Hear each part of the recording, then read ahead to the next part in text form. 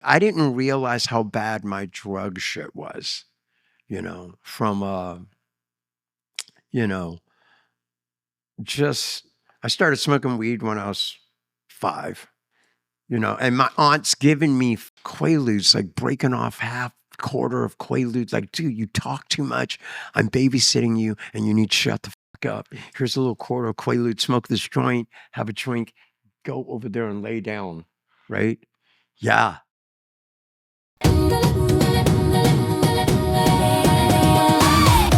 Punk Rock Sober! Hey, I'm Tyler Ramsey, and this is Painful Lessons Podcast. And we are focusing on something called Punk Rock Sober. And I have a guest today that is super punk rock. And he's not like Mohawk punk rock and sort of punk rock in the way that visually you would expect, but he lives a life that is totally punk rock, which means he feels the feelings. He doesn't try to escape his feelings. He doesn't try to escape reality. He raw dogs reality. And he's here with me today, Malik Pointer, the legend. Oh, yeah. No, you're trying to get me dead with the whole legend story, but no, I'm just kidding. Yeah, bro. Thanks for having me here. Punk rock. Does that phrase like, oh, by the way, I gave you a hat. You did give me a hat, and it's amazing. I can't wait. Yeah, this is the first punk rock sober hat. So I don't know where. There's a camera right there. Oh, okay. There you go. Inside of the light. Yeah. So I saw the Dead Kennedys in San Francisco. Okay, when I was a kid. Wow. And I'm like, it's the Dead Kennedys. Meanwhile, it's a real bona fide punk rock show. There were other people on the bill. But DH was the drummer, okay? Wow. Black guy, dreads, okay? And I'm just like, the whole punk scene in Frisco, it was like, there weren't a lot of black people in the scene. Nope. You know what I mean? And I'm like, I saw DH and I'm just like, thank God you're here. And he was like, it's okay, bro. Just. He's like, there's the other He's like, it's okay. Like, if you get in your head that it's not, people will feed off that bullshit. Yeah. Just, But yeah. And I did the Warped Tour with the Toledo show. And there were a lot of various different, punk bands involved in that, but being a heroin addict. Wait, when you say that you did the Warped Tour, what do you mean by that? I was on the Warped Tour. I was a singer, and me and Toledo started this thing. It was called Fat Sam, and then I couldn't stop getting high. You're talking about Toledo Diamond? Yeah. Oh, yeah. It's my best friend, Toledo Diamond. Get out of here. Then it became the Toledo Show. The Toledo Show. And he just let me come. He's like, you just come whenever you come. Like, so if I'm planning on you coming and you don't, I'm going to find you and kill you. So you come whenever you come. You know what I mean? So you had a band and it was called Toledo Diamond. It was called Fat Sam. Oh, yeah. I couldn't stop getting high. It was me, my sister, my cousin Jada, who passed, my cousin Shagan, and his sister Nandi. And it was an a cappella, like based on like Tom Waits vibe, Billie Holiday. And then we, like bongos and sax. And we just kept adding shit because all we had were each other. And so we were like, that's just Louis Jordan, all these different old school 20s, 40s. Yeah. Harlem's Renaissance type vibe. Cab Calloway. Because you are music royalty in the sense that you are the child of the Pointer Sisters. You were like My mom is one of the Pointer Sisters, and she married Dennis Edwards, who's the guy that took over for David Ruffin. Right. So his first song was Papa Was a Rolling Stone. And the whole world was like, they lost David. I don't know if all of you guys understand when you're into a band and they're amazing. Yeah. And you lose the lead singer. Just like I actually I'm impressed with this kid that took over for Steve Perry and Journey. I'm like, whoa, you're amazing. Great example. You're amazing, but I don't care though. So it's not like I want to hear his version of anything. When I listen to Steve Perry. I listen to old school Journey. I don't listen to the new guy. I'm just happy that he's dope. Yeah. But, like a lot of people. I'm not going to tune in necessarily. Like, I don't even know are they even making, I assume they're making new music. I don't know. I don't know. Okay. So, but I do think it's incredibly interesting that Journey found that somebody could just nail it. That nails it. And he's like this Filipino. Yeah, he's like this little tiny Filipino dude. They're like, you're the only guy that nailed it. Yeah. Like maybe this other guy looks the part, but he can't do it. It wouldn't be as cool if you had someone that looks the part. No, I think it's totally cool. It's just completely let it go. Just let it go. You know what I mean? So we're going to find the most random looking Filipino guy dude, and he's going to that is just nuts. So with Dennis stepping in for David, the whole world was like, you're fucked, man. You lost David because the Temps were amazing. They had Eddie Kendricks, Paul. They were Melvin with the low voice. They were amazing, period. But David was a situation. Like he was so like one of a kind. His voice was just out of this world.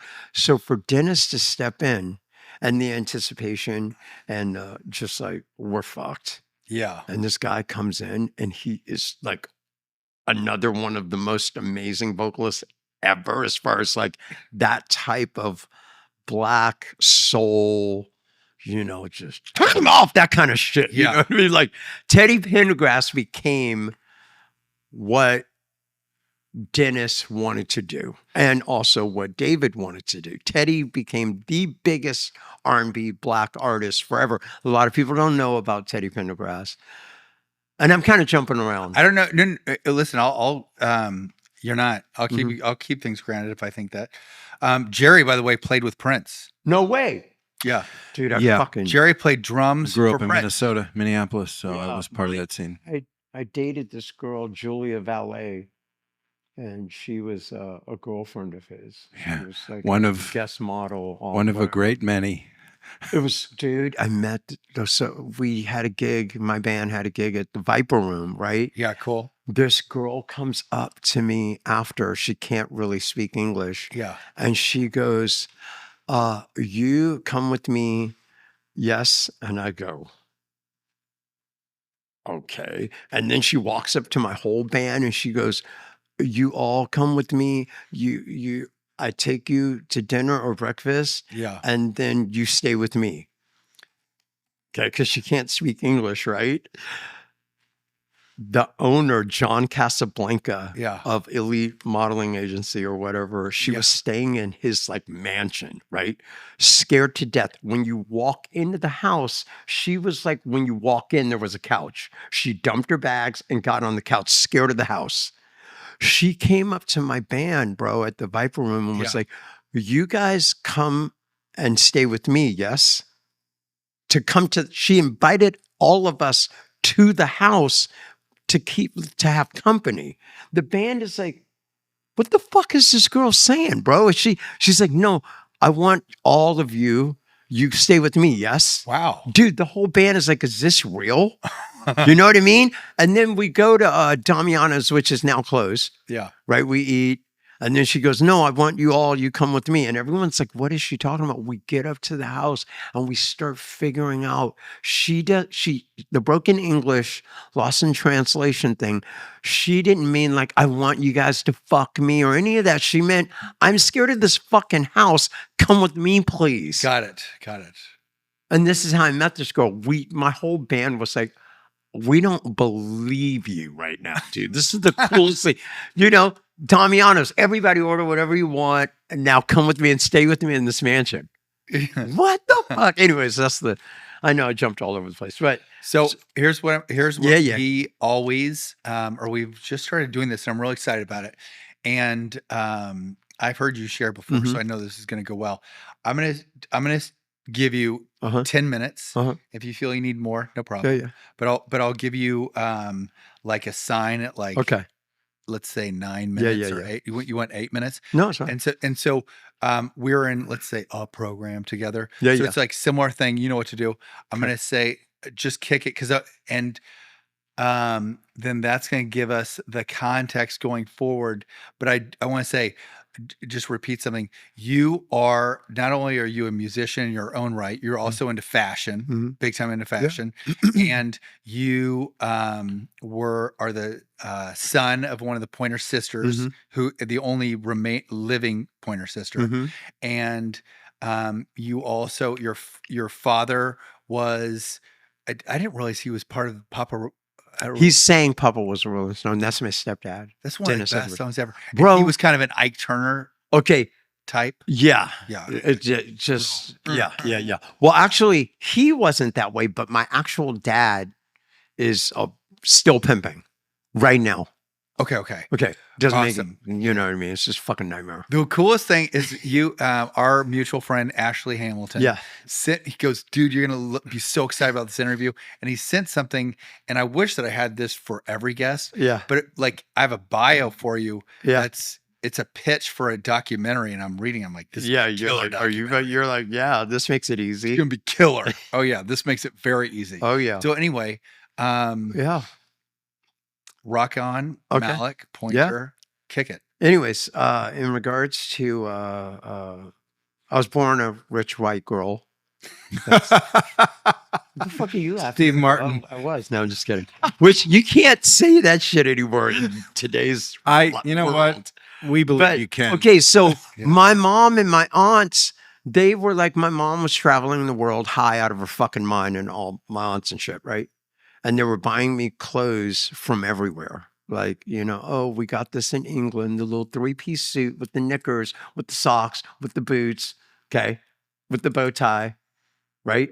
But you can't wear that shit here and be like, oh, my name's Malik, you know what I mean? And I had like the James Brown perm, my hair was long, and I had the bow tie with the little suit. No, not at all. Going to an all-white private school. Hi, I'm Malik with a perm, wearing this little fucking suit. No, you're like, I'm kicking your fucking ass at lunch type shit. I'm like, I gotta toughen up this Malik name. So I changed it to Malik. And then when I would come home, my grandma and my uncle, they'd be like, your name's Malik. You don't be fucking ashamed of your name. They gave me Malcolm X went to Mecca, and they gave him the name Malik. And then that's how I ended up with the name. Anyway. So, yeah.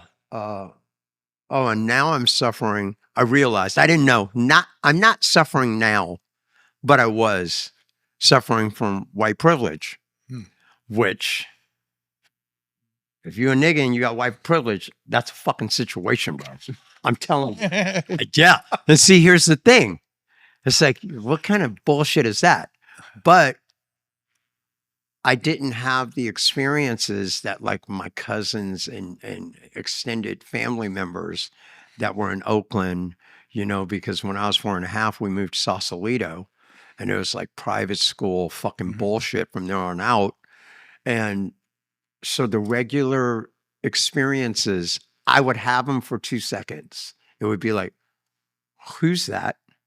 Because, the regular treatment of a black kid, why is he here? Who is he? And someone would be like, oh, that's Malik Pointer. So I would get the regular nigga treatment.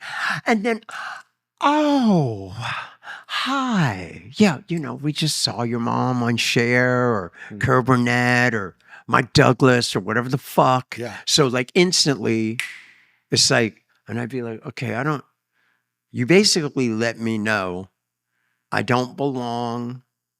Who the fuck am I? Yeah. Whose nigga am I? That kind of vibe, right? Yeah. Who do I belong to? Seriously. And then instantly, oh, it's all good. So I think Prince did some work at the record plant. Oh, yeah. I basically grew up at the record plant, I was at the Standard one night and I ran up on Mick Fleetwood. And I'm like, oh my God. And I'm on and he's hugging me and and he out of nowhere goes, who the fuck are you? Like, why are you in my face in this VIP area with me? And why did they let you up here? And why do I know you? And they go, because for like 4 or 5 days, I was at the record plant with my mom while they're working on drums and shit for Rumors. Yeah. Okay. And he's trying to fuck my mom. And I'm fucking all on her lap, like, Mom, give me attention and focus on me. And he's like, can anyone get rid of this fucking guy? Like, get him the fuck out of here. Put him in that room over there and have him do some snaps or something so he thinks he's doing something, right? You know what I mean? And he's like, oh my God, I remember you. You're a fucking nightmare. You were so annoying. I was one of those like, look at me kids, you know? Yeah. He was like, I'll pay anyone to get rid of this kid. This is horrible. So, yeah. So Sausalito, when we moved into Sausalito, Sly was like, I'm done. Like when he was moving to Sausalito, he was like, come to Sausalito. Okay. By the time they got their money situation together or whatever and could afford to move there, he was like, I'm leaving because they won't sell me a house. And I'm offering them like double whatever the house is worth. And they're like, no, it's not a money thing. It's not like you're going to give us the right offer and we're going to sell you a house. We're not going to sell you a house, bro. Not, you know? And he had the most insane studio. It was like a warehouse, like your place. Yeah. And, you know, down by the water front where all the houseboats are and all that shit. Yeah. Anyways, yeah, he moved out. He was like, I'm going to Nevada and get a ranch and horses because I can't buy a house here. But yeah, there were no other black people in Sausalito, you know. Still. No, they don't. It's like, you know what I mean? None. And we're living next door to Grace Slick, you know, from Starship, and she's amazing. One day I had to go over to her house and she answers the door and like just like some see-through whatever. I'm just like, and as a kid, it's not a sexual thing to me. I just know that I could see your nipples and your, you know, the hairy push back of those days. And I didn't realize it. She was so fucking hot, bro. And I didn't know then because I'm a kid and I'm just like, all grossed out by, you know. But later on, I'm looking at pictures of her and I'm like, oh my God, so hot. Yeah. You know what I mean? Anyway, so, you know, private school, St. Hilary's, me, my sister, and my cousin were the only black kids there. And, you know, same, you know, when eventually we moved down here because all the work was here, they were like working here and living up north. And then eventually they're like, we got to come down to LA, you know? And so weather's better anyway. Yeah, there's, you know, so it's crazy that Prince always stayed. Well, he could afford it. He would just stayed in Minnesota. He was here too. He was here. Everyone, you know what I mean? Yeah. He had a place here. But so we moved here. And when we got to Malibu, you know, Miles Davis was like, just so you know, they know how many niggas are out here. It's not like, you get what I'm saying? Yeah. You go anywhere in Malibu when I was a kid, and there's all kind of white people doing what white people do in Malibu, right? Yeah. And I'm not sitting here going, who the fuck is that white person over there, right? But black people, they're like, we know, okay, Flip Wilson. Yeah. We got his number. Ben Vereen. Yeah. Okay. Miles Davis and Cicely Tyson. Yeah. I think Kareem eventually got there. Whoopi was there after us. Okay. When I say they knew who was there, I'm not just saying it. Yeah. Everywhere I went, I'd be in a store and my mom, black people do this kind of flossy shit, right? My mom's just like, I want an account at every store that matters. And so it was like, she'd go to wherever, right? Go to the Trinkets Market, go to there, go wherever, get me this, that, whatever, or get whatever you want. Yeah. And I'd be like, oh, okay. And she's like, just don't worry about it. Just tell them who you are. And there won't be, you can use your cash, you don't have to. You use the card, don't have to. I have accounts everywhere. So I've been walking around there, be like, oh, can I help you? Who are you? Like, are you one of them wandering niggas that just ended up in Malibu and don't know where the fuck you're at? You know what And like my friends, because we're not on that page, our age bracket. You get what I'm saying? My friends that I hung out with out there, they were amazing, but we're all, high as a kite and all that shit. But yeah, dude, it was super uptight. Every waking moment of my life, I was in Venice, because it was a different It's more vibe. Of, more of I'm a not melting a surfer, Yeah. but and I didn't realize how bad my drug shit was, from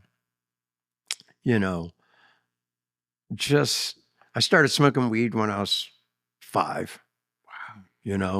Wow. By the time I was, and my aunt's giving me fucking Quaaludes, like breaking off quarter of Quaaludes. Like, dude, you talk too much.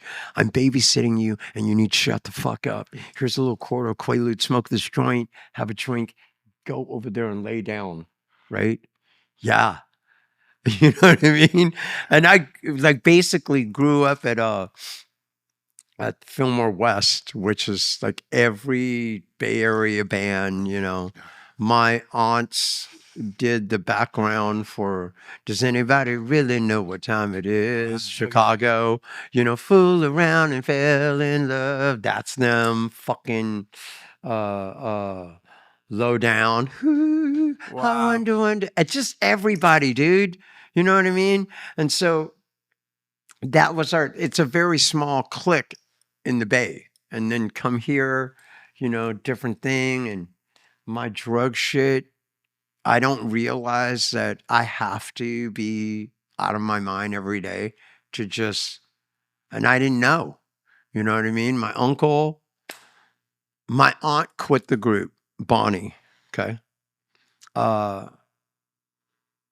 And this is stuff I shouldn't talk about, but I'm going to start talking about it. Okay. So my aunt Bonnie quits the group because she created the group.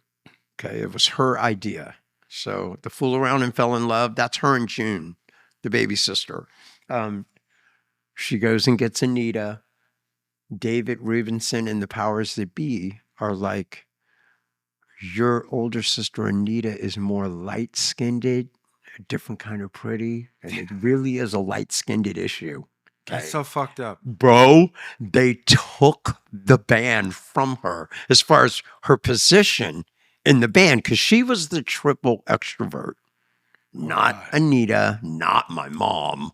June did whatever she said, but it was Bonnie's brainchild. Okay. And they took it from her. So when this producer, Jeffrey Bowen, who's a big producer over at Motown, was like, Barry had just lost Diana Ross and met Bonnie and was like, I want to hurt Diana Ross for leaving Motown. So I'm going to make you my next project, And she was like, good, because I'm in this band that I started and I have no say-so in my own fucking band. So she bounced, you know what I mean? They were like, they weren't doing like dark black-skinned people yet, So that wasn't in yet. So she's like, fuck this shit. Yeah. So she bounced. She left and did the solo thing. Heaven in Your Arms and Free Me From My Freedom and all this shit, disco stuff. But this guy came to the house with 4 keys, right? And at that time I'm snorting blow, I think I'm all cool, 11, 12 years old. Sure. Dude, the cops would call my grandmother and be like, hey, we know that Malik isn't 15 and a half with a permit. He's not 16. And we see them every day driving. Oh God. Like, what the fuck? That's how small the town is, the phone call. You know, I'm 11, 12, got the car packed, smoking weed, drinking, Oh. you know. Anywho, so I remember when my uncle showed up with the keys and he was like, yeah, you're wasting the blow by putting it in the cigarette. You got to freebase it, you know? Oh God. So we start ether basing. I'm like, and I'm not really getting it. You know, I'm taking hits, but I don't really feel it type shit, Yeah. you know? And again, you know how niggas can do. He had a gold Corniche, okay, convertible. just yeah, I'm him. Yeah, you see me in this gold Rolls Royce, that kind of shit, right? Oh my God. Okay, so we go to Berkeley to see whoever, some big dealer over there, Felix Mitchell, who became like the biggest coke dealer in Oakland. Anyway, get a bunch of paraphernalia shit, and we're driving over the Golden Gate Bridge. He's got the real torch, you know, and he's like, I'm going to show you how to hit this. Oh God. You know what I mean? And what's weird, the shame hadn't started. I had no shame. I didn't even know to feel bad for getting high. You know, do you remember the little blue Derringer thing? Did you think it was? I don't remember that. What is Okay. the blue? What is it? It's like a thing you put like a flake of powder cocaine and you put it in and you go like this and it turns into like this fluff. Oh, Just, grinder. you know, yeah, it's Oh, like okay. an amazing grinder. Yeah. Yeah. So, but my mom used to hand me like a quarter pound of coke and be like, can you grind all these and put them in these vials for me? So I'm at the fucking, you know, dinner table, breakfast table. My grandmother's making breakfast and I'm grinding up coke, putting it in these vials. She's like, what are you doing? So zero shame. None. Zilch. None. You're like, this is None. normal. Yep. It's actually pretty cool. My mom and my aunts were like, hey, you know, we never had nothing. We're like some black girls from Oakland wearing hand-me-downs and, Yeah. you know, the regular setup and Christianity and all of that. Like, you know, you just in the church and then they end up with all this money. They're like, we're in charge now. Like, sure. Even though my grandma is and grandfather, they have respect for them or whatever. But at the same time, now the drug thing has just taken over, you know, no one understands what they're doing.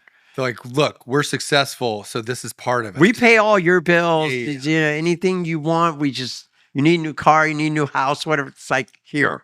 So we're in charge and this is what we're doing, you know, and I'm grinding up. When an addict has money, it's a nightmare, bro. Dangerous. I remember when John Lennon was assassinated and my uncle, the Motown producer guy, Jeffrey, you know, we're sitting there freebasing and John Lennon gets killed. It's on the news. Sure. Right. And that was December the 8th, 1980. Mm-hmm. And I'm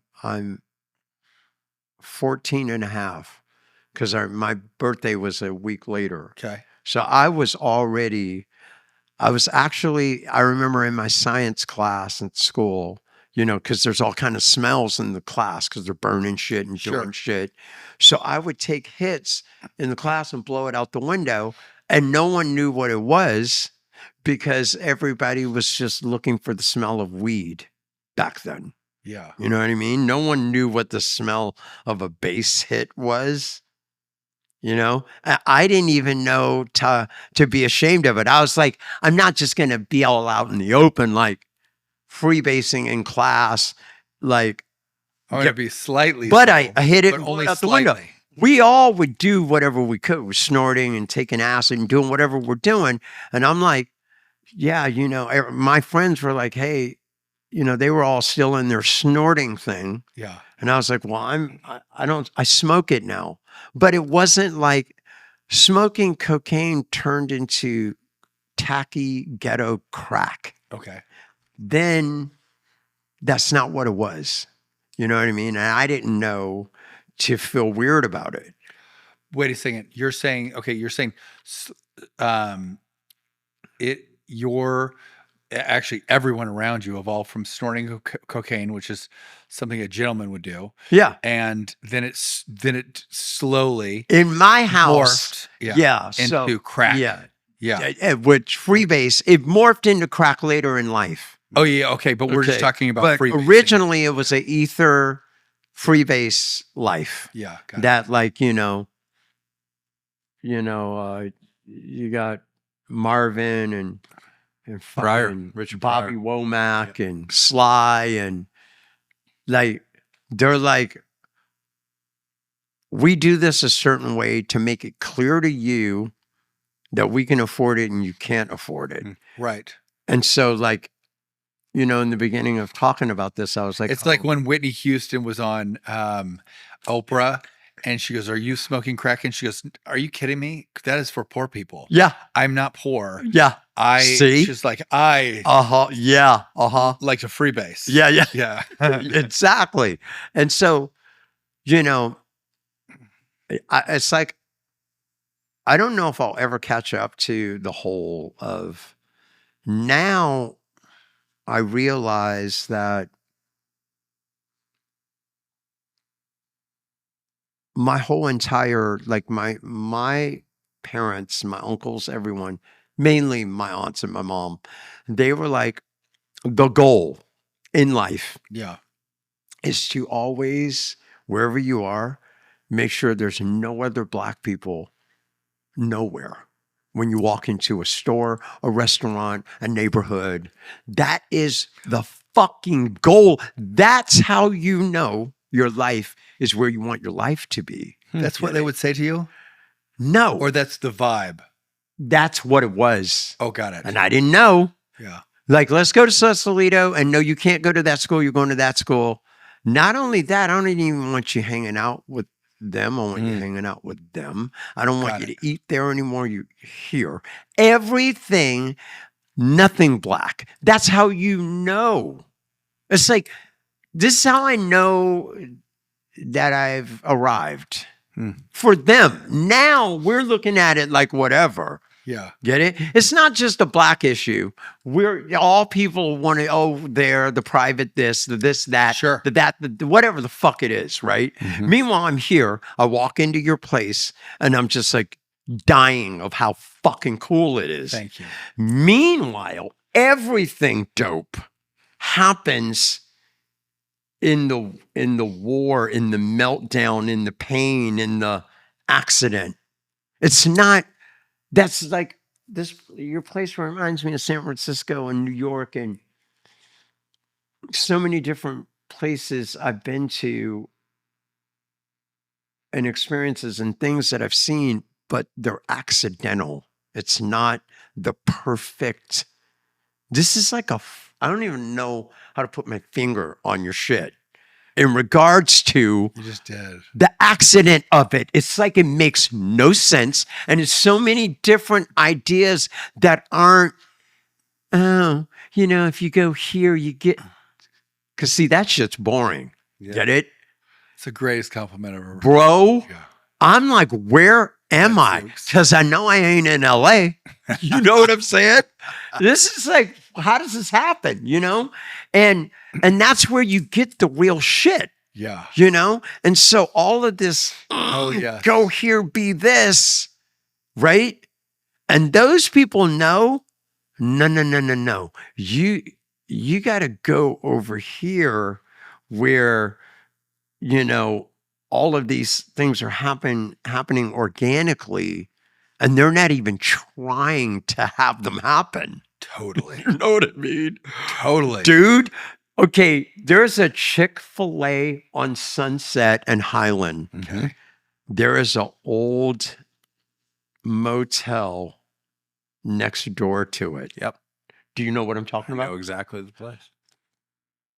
Go there immediately before they tear it down. Ruby.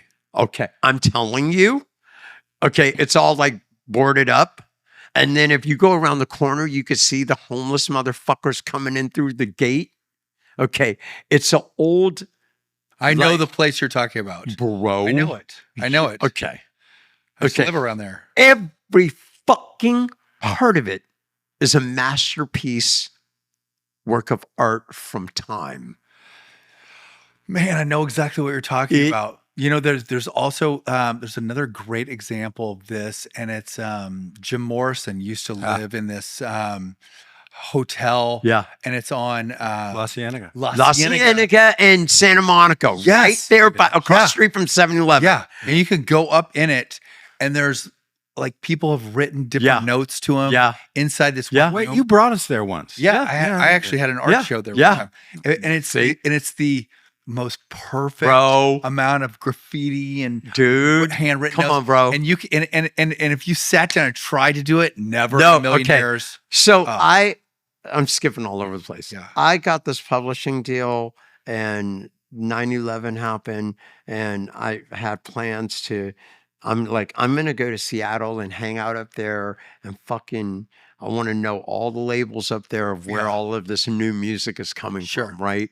So, but the whole 9/11 thing, so the fucking airport scenario and taking a plane wasn't going to happen. So I was like, fuck that. I'll take a train up. So I rent a caboose. Okay. in my speedball super. Okay. I rent a caboose to go up there. Yeah. And so, and I was like, I want to go as slow as possible so I can stop and check shit out, whatever.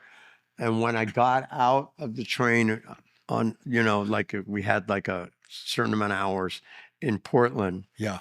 and there's this place called Burnside. It's like a freeway overpass thing, and they have dug the dirt out under the freeway and stuck like couches into the dirt with the fucking garbage can on fire. Like, it's like a whole, like now we saw this weird homeless shit gradually recently, but Yeah. this is like 25, 30 years ago. I'd never seen anything like it. Yeah. And what I mean by it, in this community, there's some of the most beautiful women and guys. Like, they're like, we live here and shoot dope and sell our bodies, but Sure. we're not tore up like Thriller looking. We're like people that if you're like a dope photographer, you're up there taking pictures of these motherfuckers. It was insane, bro. Like, visually, it was one of the coolest things I've ever seen in my life. Yeah. But like Salton Sea has a do you know, ever been to Salton Sea? You know what it is? Yes. It has a kind of a similar thing, this organic community that's crazy. It's like a Burning Man Yeah, kind it's like of, come that together. kind of, bro. Burning Man is pretty. I think that sometimes when I bring up Burning Man, Yeah. I have a voice inside me that says, don't push too hard on this. Don't try to sell it. Yeah. And it's because I think there's so many kind of like, I don't know, let's say influencers that come back and they try to almost sell you on the idea. And it sort of turns me off a little bit. Totally. But it is the coolest thing. Bro. And because it's all organic and it's Dude, killer. I know. I grew up in Marin. So that whole, like, the beginning of that vibe, yeah. I saw it. I didn't know it was cool. When the house there's Sausalito is very unique. Yes. And that it has this one pocket of houseboats, Dude, bro. There's that are illegal almost. They're and they're just a bunch of people have created this community Yeah. by tying their houseboats together. Yeah. And it's the hippiest of hippie. Not even hippie, but just like It's it's the most offbeat group Bro. of people in the world. You don't even. It looks like what is Mad Max? You know what I mean? Or it's like Waterworld. It's like Waterworld, Mad Max. Yeah. There's you know how you have to have permits and shit from the city. Yeah. They're not doing none of that shit. They're just like whatever the fuck we think we want to do Yeah. is what it is. And yeah, I grew up in all of that shit, bro. So I know exactly what you're talking about. Oh, it's so great. It's it is the area that we're talking about is a huge part of like where I find creativity in Totally. myself. And Like, I can see it. Yeah, when I would I go visit my I have this very unique situation with my father. When I was a kid, my father shot himself in the head. oh no, And he did it on purpose, and it was, but he lived through that, and he was incredibly, he had symptoms that you would see in like someone that has ALS Wow. or maybe even a stroke. Wow. And so mobility issues and then really tremendous speech impediment. Mm-hmm. So to get, the best of care, he moved to San Francisco. And my brothers and I, with my mom, we were raised in Oklahoma. But I would go visit him in this really killer bohemian area in Marin, Yeah. Northern California. Yeah. And it was all kind of centered around Sausalito, Yeah.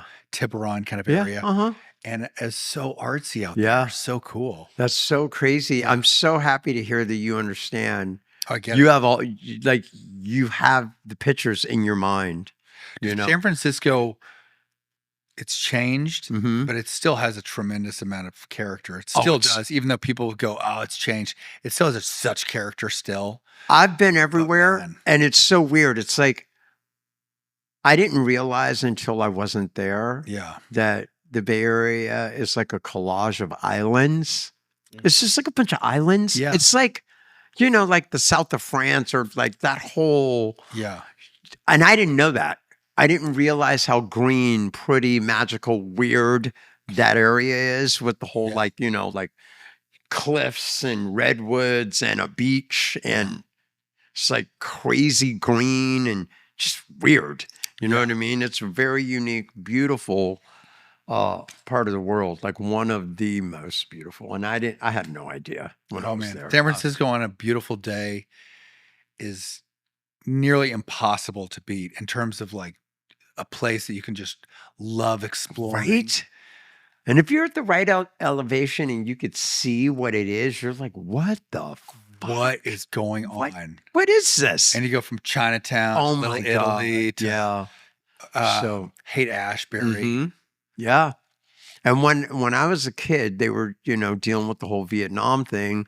You got the Panthers, my aunt who started the group and quit. She was a Black Panther. She was one of the first Panthers. She was fucking Huey's girlfriend when she was like 14 and a half. Whoa. Yep. So my uncle, professor at Berkeley, tight with Huey. He was like, it's all about education. And Yeah. And Huey was like, Explain who Huey is. Huey is the founder of the Black Panthers. And it's really weird because him and my uncle had a falling out. And, Bonnie's his girlfriend, underage. Yeah. And he was like, listen, you need to stop. It was like the whole break that Malcolm X had with the Nation of Islam. Yeah. My uncle had the same kind of issue with the Panthers. And so they put a hit out on our whole family. And on the hit, they broke into my uncle's classroom and broke his back in 2 places. Oh my God. Yeah. Stomped his face, like crushed his jaw, stomping on it. His head was like this big. Okay. Yeah. Has this story ever been told publicly? No. That's- And it was my the younger sister's birthday, June. She had just turned 15. Okay. 15 Panthers raped her for her birthday. Wait. That's how she lost her virginity. So this is the June point. Pointer Yes. was raped by 15 Panthers. That's how she lost her virginity. Okay. So as a Black person, no one has ever said anything bad about the Panthers. I still love the Panthers because I'm just a Black person. Of course. And it's like this, I got my family issue, and then I got the fucking like conditioning of every Black person around me growing up having this pride about the Panthers, coolest. which I have it also. Yeah. Meanwhile, so fucking J. Edgar Hoover calls my grandfather like, we need your help. Can you help us? Like later on in life, I hear about witness protection. Dude, we were in witness protection that night. That was the first time I ever heard of it. Like they came and got me and my J. Edgar Hoover called your grandfather. Pointer Okay, to go, listen, we need your help, which dealing with bringing down Huey and the Panthers because of talk to your daughters. because of what they just did to Fritz and June. Oh, Okay. God. right? Your grandfather was a Who's community Fritz? leader, right? So he's my uncle. He's my Oh, yeah, okay. mom's. He's the girl's older brother. 5 minutes into it, right? Yeah. Like the next day, let's say, Elton is like, I can't help you. Wait. I'm not telling you anything Yeah. against the Panthers because I'm a Black person. We grew up in this community. Your grandfather said this. Yeah, Okay, it's like it's not one person. It's not like Elton telling him to take down Huey. Yeah. It's like a whole family.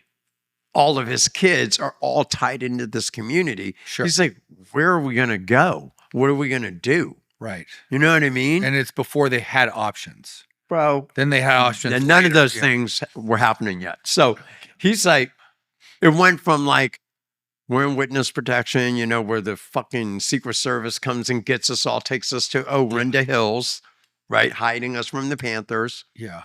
Then the Panthers are like, you know, don't say anything. We'll take the fucking hit off your family. Sure. Just come back and we'll work it all out.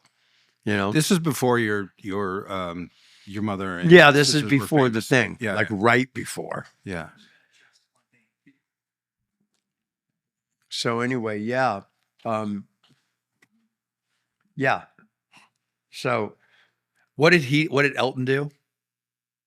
the whole family Your was like, grandfather? what are we going to do? No. What did he do for a living before? He was a preacher. Preach. Oh my yeah. gosh, I didn't Yeah. realize that. You know what I mean? Yeah, he my- was like a very well-known Yeah. community leader, like a big, My uncle yeah. was the hothead. You know, he was like the one that's running around with the shotgun and like, I'll fucking, you know, he wanted to kill my dad, you know, Your uncle wanted to kill your father because my father, Oh, you burnt yours. my mom. So my Tell dad, that story. okay, my dad, Lord, this is great. my dad, okay, the movie American Gangster with Denzel. Yeah. When I was a kid, there was a guy on the cover of Life, Time, Ebony, fucking Mickey Barnes or whatever. Okay. The Cuba Gooding Jr. character in Oh yeah. Okay. you know, so American Gangster with Denzel. So up in the Bay Area, there was a pimp called Fillmore Slim that like the world, it's trickled down over the decades. Oh, Yeah. Fillmore Slim, a legendary pimp, da-da-da-da-da-da-da, whatever. And my dad was like the Frank Lucas pimp of the Bay Area. Fillmore Okay. Slim was like the Nicky Barnes character in American Gangster. Got Like he was the, Mickey was the, or Nicky, I don't remember who it is. Barnes is the drug dealer that everyone knew. Frank Lucas is the real big drug dealer. Yeah. No one knew. Got it. Okay. My dad was the pimp that no one knew. Your dad was. My dad. Okay. He was like, you know, I don't know how much you know about the Bay Area, but there was like most of the concerts. I don't even know what concert wasn't Bill Graham Presents. But as Everything. far as I knew, everything was Bill Graham Presents. Okay. Okay. I And- saw Zeppelin in 77. Killer. Oakland Coliseum, Bill Graham Presents. Stones Candlestick, Bill Graham Presents. Everything is Bill Graham Presents. Wow. My dad is his pimp. Okay. Okay. He's like, oh, whoever's coming into town, I need this many girls. So you just put girls backstage. They're just backstage. Yeah. You're backstage. You do whatever anybody wants you to do. You're getting paid for the night. Sure. I don't know who you're going to fuck. I don't know how many people you're going to fuck, but no complaints. We don't want complaints. Just be back there and do whatever Yeah. people want you to do. So that was like my dad's pride is that he had the rock and roll backstage hose. Get Got it? Got You get what I'm saying? Yeah. So my dad was doing like a call girl thing then. Okay. So we know that now. But back then, everybody has an image in their head of like, you know, the pimp, the car, the hat with the feather, the cane, the mink coat. Yeah. It's like, no, I've got a different operation. And here's the thing. My dad won Mac of the Year 4 years in a row. So That's a real thing. Mac of the Year. Bro, it's severely real. There's like something called pimps up, hoes down. I've seen it. Yeah. Yeah. That's a real thing. They give each other awards, all this shit. It's crazy, bro. Crazy. I'm going to watch that. So my dad won this shit back to back to back. It's a great bit. He was so big in the pimp thing, Yes. in the pimp game, that he was like, okay, this like people knowing me and seeing me, and I'm done with that part of it. Yeah. I'm out. I'm not trying to go to jail. I got Fritz Pointer running around with a shotgun telling me he's going to kill me because I got a sister on the street, you know? So that's, my mom goes from my dad putting cigarettes out on her face, Yes. right? You know, with that whole scene. Tell me that story real quick. You know, my mom's sitting there, my dad, You're a some kid. friends, I'm a kid, you know, everything's happy, they're laughing, he's treating her like, I love you, da da da da da. And she's all comfortable and talking. Then somebody says something and she goes to fucking respond, just jumps into the conversation. And without even looking in her direction, he just puts her cigarette out on her face to let her know, bitch, don't you ever talk unless I tell you you can talk. Good. Oh, God. And the whole deal is the second it hit her face, she's got to hold it in. None of this screaming, just take it. Don't move. Don't flinch. Right? Don't So I'm even like, flinch. Oh okay, my God. that's not right. Damn. You know? So, Bitch. you know, Ruth goes from like, okay, nigga, I got you. Bitch, don't talk while I'm talking. While I'm talking, right? So she ends up leaving him and marrying the lead singer of the Temptations. Okay. So when, Wait. Okay. Yeah. Your mom left your father. yeah, and the whole scene, I'm Did gonna she be, try to beat the crap? I'm out of her? gonna all the dude, Yeah. you know, knocking her teeth out, you know, all of that shit, like grab a hammer and stand still and don't move and all of that. It's Ike Turner shit. Yeah, hard. more than Ike Turner stuff. So, you know, and then she but married. she becomes a Pointer sister and marries Dennis Edwards. And then, like, as far as the street is concerned, like, oh, you've lost your top hoe, and now that bitch is on TV, and apparently she married to fucking Dennis Edwards.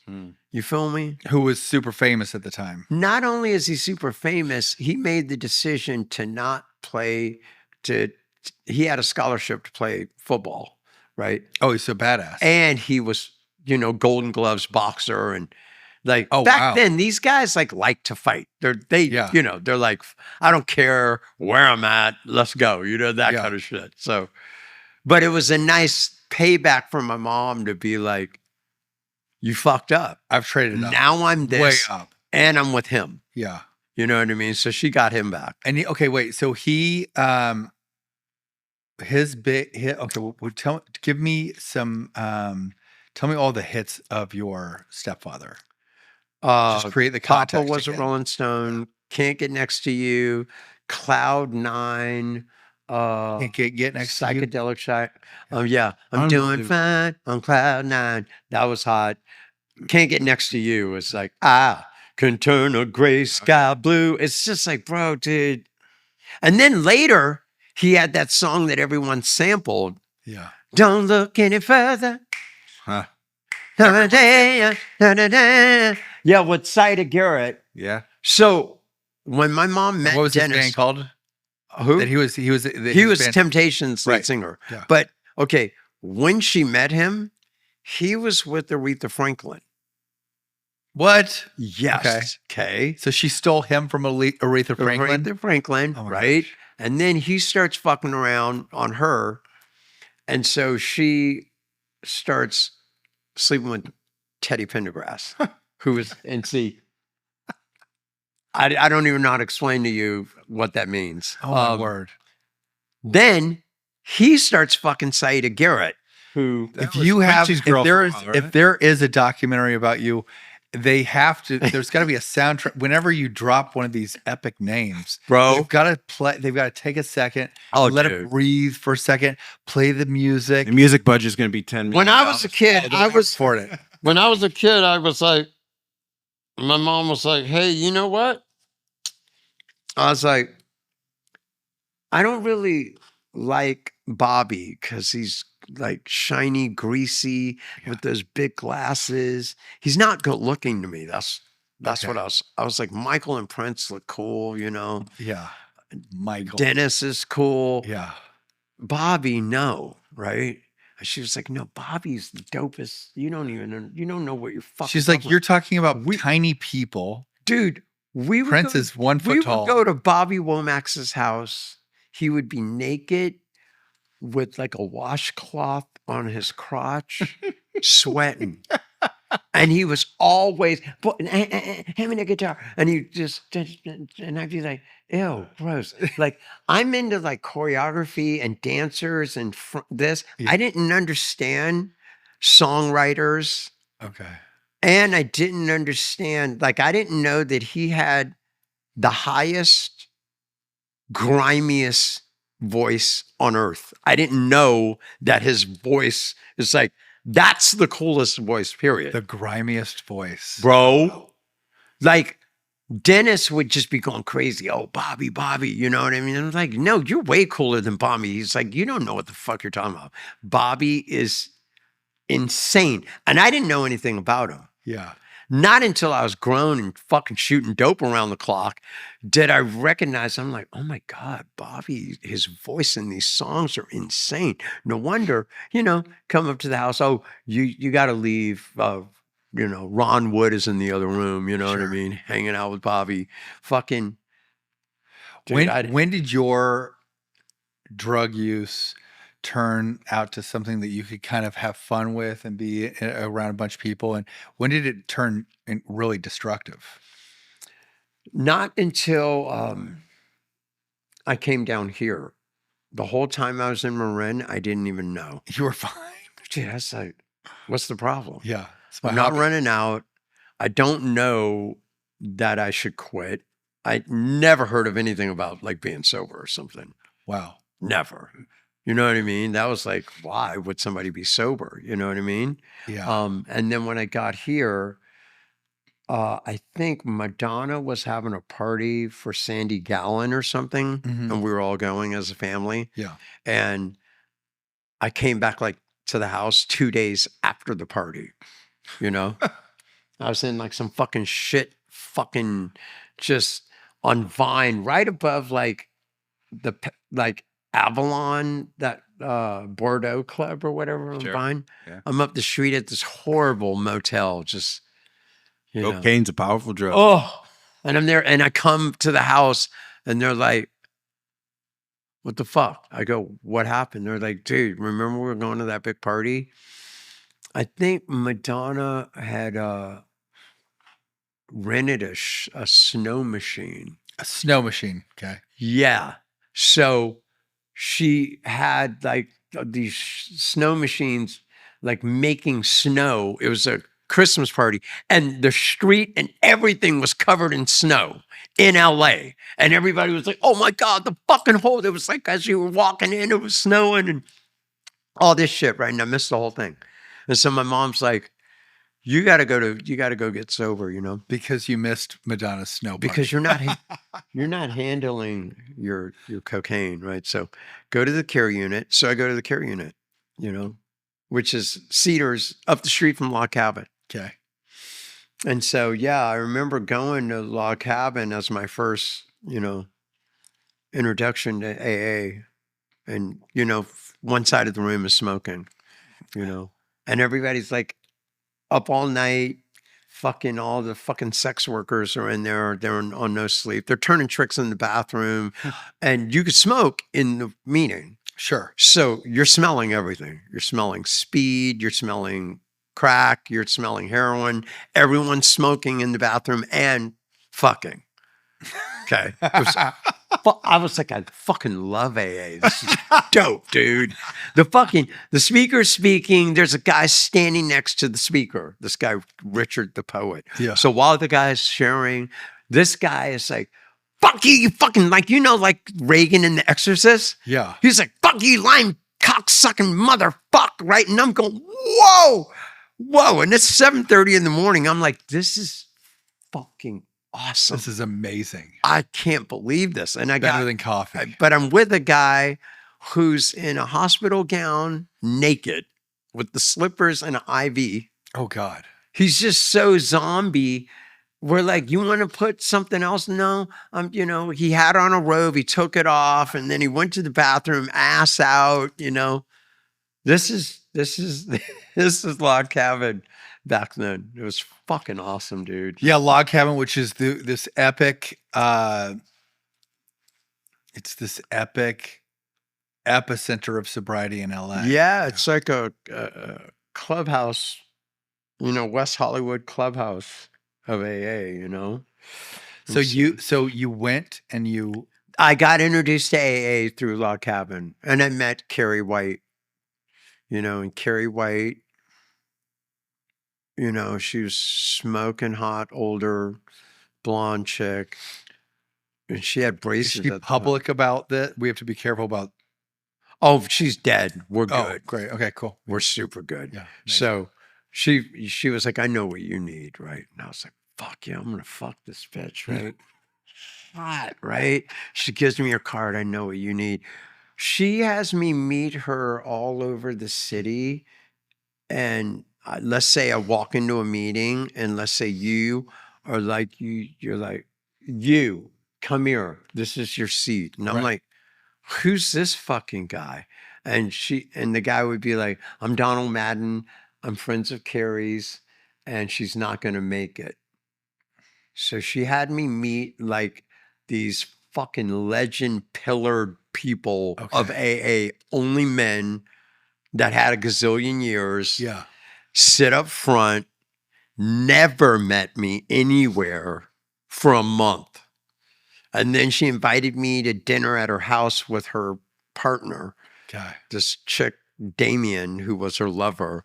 And she was like, I knew there was no way that you were going to pay attention or do anything unless I played this little fucking dumb game with you. Like I might hook up with you. You know what I mean? What? So God was like, you're so lame. You would never do anything in AA to save your life or that you should, or for any reason other than you might get to fuck. You know what I mean? Oh my God, this So- is the best story. God's like, we're going to give it to you on your level. Yeah. Dude, every time she talked to me, she'd be rubbing my face and going, honey, I need you to do this for me. And I'd be like, oh, fuck yes. I do need to do this for you. You know what I mean? So your higher power was someone that you were just Dude, crazy about. That's I amazing. was doing commitments and working steps because she was so smoking. That's it. That's amazing. Yeah. Cool is that? How cool is that woman? Dude. What is her name? Carrie White, bro. Champion of sobriety. Bro. She also, one day at her salon in Beverly Hills, she had Jimi Hendrix and Elvis waiting for her to come down, and she never came down. Oh my Okay. God. She was like, nope, can't do it. She had Jimi Hendrix. And Elvis, Elvis. and they were talking to each other, waiting for her to come down to do their hair. Like, I Oh can't. my word. Yeah, that's who she was. Her husband, you know the movie Shampoo? Gadzooks. What? Shampoo. Yeah. Shampoo. Warren Beatty story, that whole thing, Yeah. that story, the guy was Carrie's husband. Peter Goober? Is that it? Yeah. So, yeah, Carrie White is no joke. But yeah, you know, there's just so many. She was married to Peter Goober? I didn't know that. Is that the guy's name The that big story's about? mogul. The that used guy, to be a the hair- guy that the story's about. Yeah, cool. Yeah, yeah, Amazing. yeah.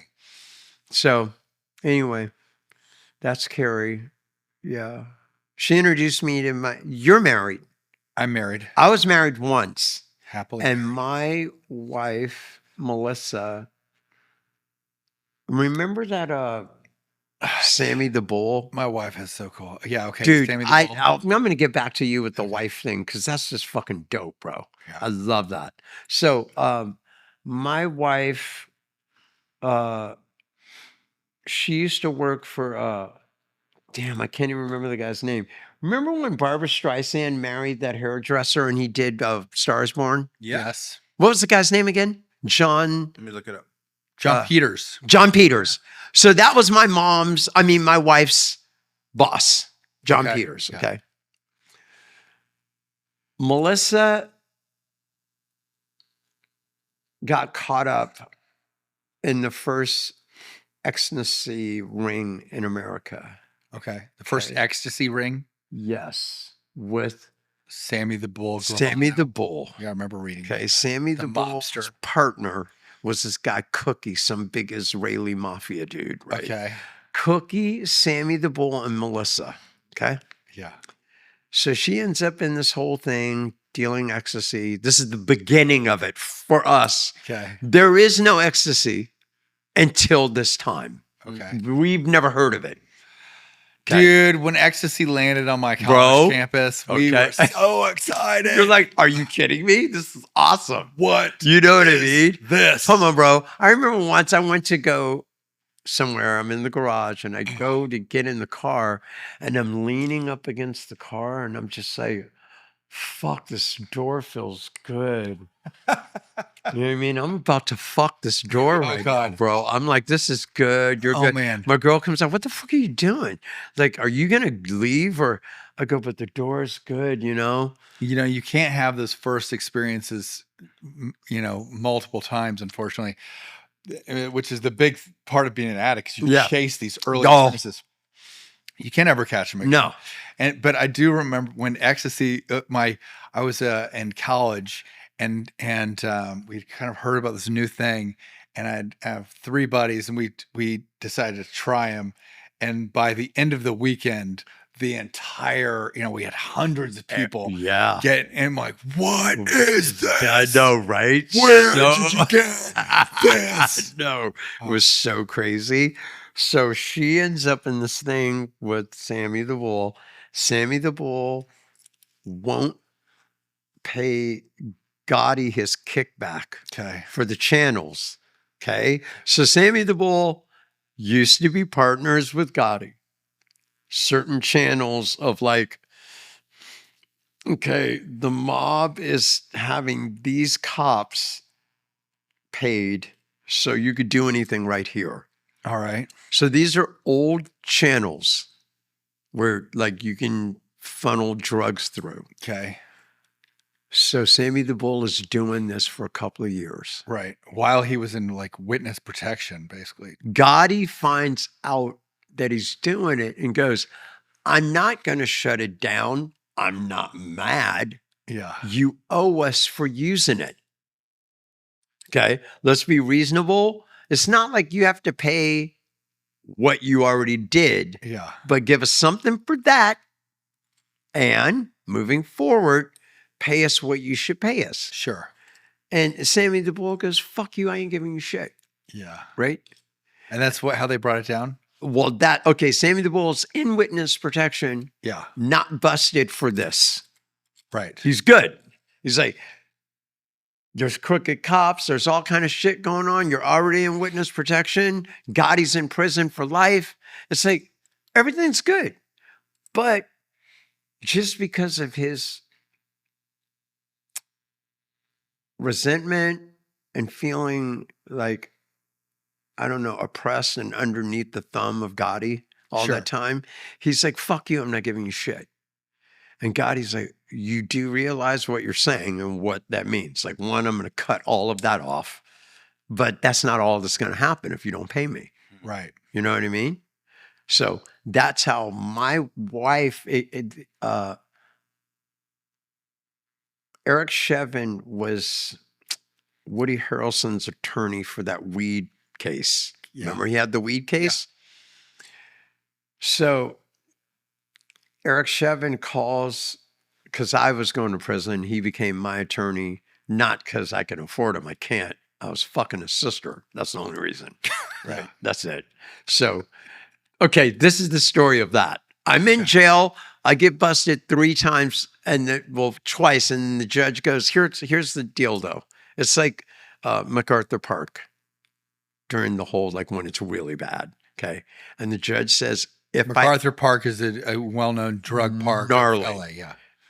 Not now, but it was. Now it's home. It still is? Okay. Yeah. Well, So the judge goes, here's the deal. Do not bring an attorney if you get arrested and you come into my courtroom. You're going to prison if I ever see you again. There's no ifs, ands, buts, no, nothing. Okay. Right. So I get arrested again. Okay. I'm in all white leather, okay, with a giant purple purse. I did hair and makeup for some fucking Batman movie. You know, the one with Arnold Schwarzenegger was like, Mr. Freeze. So it's like the metallic green. I got metallic green nails. I've got hair weave like fucking Thompson twins, that whole thing, all big, different colors, sort of like what George Clinton had later. I got that. I got the white leather, the purse, and I'm downtown in the alley. And the cops are like, is this motherfucker serious? Like, everyone's wearing invisible clothes. They're not wearing white leather, carrying a purple purse, bro. Right? So when I get arrested, I go to jail, right? Yeah. And they go, oh yeah, K11. I go, what's a K11? They go, that's the gay tank. I go, I'm not gay. They're like, what? Listen, we don't give a fuck if you're not gay. You're not going in regular pop with your fucking nail polish and your hair weave. Oh my God. And your fucking Prince panties. I had panties on that had the Prince emblem on it and all. Nigga, you ain't going in regular pop. Believe me, right? Toenails painted. Anyway, so when this guy came to court, right, Eric Chevin. Yeah. Court is court, the cell is underneath the court, literally. Sure. Okay. He comes in reeking of weed. I'm like, dude, I'm fighting a fucking drug case. And the judge said to me, if I ever show up in his fucking court again, I'm going to prison, period. And the guy's eyes, and he's just reeking of the best weed. Dude, calm down.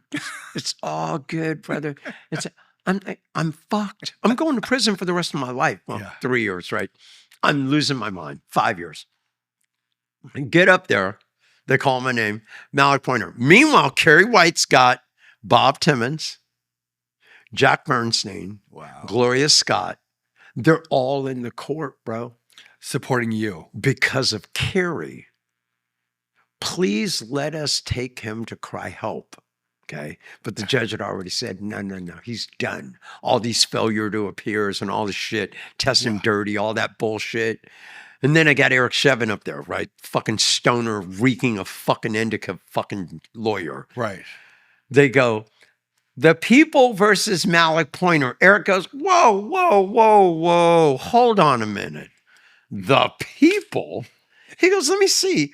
What exactly has Malik Pointer ever done to the people? He goes, no, here's under the influence. This is that. The judge is like, stop. He goes, well, I'm just saying, not one violation or any kind of anything towards another human. Oh, good Lord. We went through your journey and then we got to the place where you managed to find someone that helps you get sober. Yeah, Carrie. And she even helps you through that court case. Yeah. And this is when I end up in Kerry White. Kerry White. And Cry Health came and took me with Jack and Gloria Scott and Bob Timmons. Amazing. And Bob Timmons, one more thing with Bob Timmons. Yeah. Right? I'm like, why are you so mean? He goes, listen, I don't give a fuck about what you think, how you feel. Yeah. I need you to do what I ask you to do. So when the court asks me if you did it, I can say you did. Yeah. Okay. You have to show up to my meeting. Okay. This isn't about me holding your hand and talking to you all sweet. He goes, do you understand what drug addiction is like, what you're dealing with? It's not all sweet. Right? And I thought he was the meanest motherfucker ever. And that little tidbit of information was what I needed, but I didn't know. You know what I mean? It's like, you're being mean the way you're talking, and you only want me to go to men's stags, and you're not, you know what I mean? He's like, dude, do you know how hard it is to be sober and what life is really going to be like? I had no idea. But anyways, he did show up in court, right? And that was the reason that they let me leave, and not go to prison for fucking. And we have a mutual brother, this guy, Bill Johnson, who just died, Okay. Because money and having a huge cock and all that shit and being good looking, it won't save you. What the fuck you laughing about, bro? Anyway, this guy right here, I can't believe. None of that will save you. Money It won't save you. Dude, when I met him up at Ashley's meeting, I was like, who the fuck is this guy? This is a really cool looking guy. You know what I mean? Yeah. Gorgeous guy. Not on some gay bi shit. Just like, I'm like, who the fuck is this guy? Right. And, when I didn't know you were married until just now. Yeah, dude. And you said it from a place of like, I love my girl. I have a dope girl. Dude, that's fucking rad, bro. We're actually. I'm sorry. No, it's cool. We're done.